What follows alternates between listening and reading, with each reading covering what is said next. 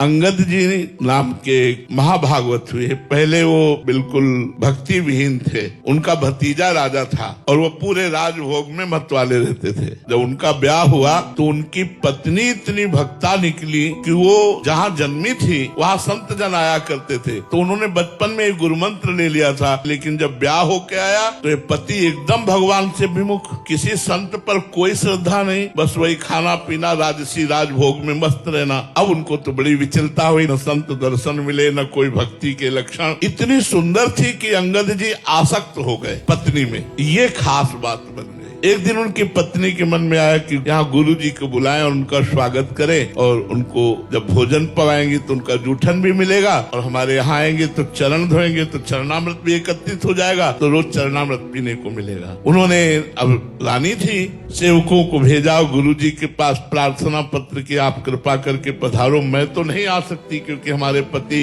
भक्ति भाव के विरुद्ध है, तो आप कृपा करके घर एक बार पधारो। संत बड़े दयार्द होते हैं। वो आ गए, वो चरणामृत उतारी और गुरुजी के चरण दबा रहे थे। इतने में वो अंगद जी आ गए। अंगद जी ने देखा बाबा जी और रानी हमारी चरण दबा रहे, क्या क्या ना बोल गए, मतलब बहुत ही बुरा बोल गए। अब संत तो मान अपमान से ऊपर होते हैं। अब वो तो रोने लगी रानी, गुरुदेव भगवान क्षमा कीजिए, ये बहुत ही भक्ति विरोधी भाव वाले हैं, आप क्षमा कीजिए। उनका कोई बात नहीं बेटा, मैं जा रहा हूँ यहाँ से, तुम अपने भजन में लगना। और वो चले गए। अंगद जी को देखकर उनकी पत्नी ने कहा कि तुमने हमारे गुरु का अपमान किया। मैं आपसे तो कुछ नहीं कह सकती क्योंकि आप हमारे पति हो, लेकिन आज से नियम लेती हूँ, मैं पानी भी नहीं पीऊंगी, तुमसे संभाषण भी नहीं करूंगी और अपने प्राण त्याग दूंगी। जाकर एकांत कमरे में हो गए। अब अंगद जी व्याकुल हो गए क्योंकि वो पत्नी से बहुत प्यार करते थे। वो बहुत सुंदर थी, मनोनुकूल, तो एकदम उन्होंने जाकर बहुत मनाया। जब नहीं मानी तो चरण पकड़ लिए। अंगद जी ने कहा मैं वो सब कुछ करने को तैयार हूँ जो तुम कहोगे, लेकिन तुम पानी पियो,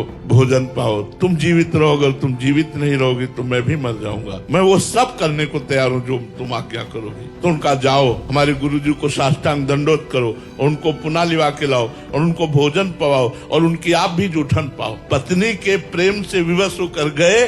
गुरु जी को जे ही जूठन पाई, जीवन बदल गया। संतों के उच्छिष्ट में बड़ा बल होता है। अब तो वो स्वयं अपनी पत्नी से बढ़कर भक्ति करने लगे कि एक बार उनके जो भतीजे राजा थे, उन्होंने हीरा के लिए, वो बड़ा प्रसंग है, जहर उनके भोजन में मिलवा दिया। तो जब ठाकुर जी को भोग लग के आया और फिर उनको सूचना दी उनकी बहन ने कि इसमें जहर मिला है, तो उन्होंने कहा जब ठाकुर जी ने पा लिया तो अब प्रसाद थोड़ी छोड़ेंगे, चाहे जहर मिलाओ चाहे जो कुछ, पूरा प्रसाद पा। कुछ नहीं हुआ अंगद जी का, पूरा जहर पच गया।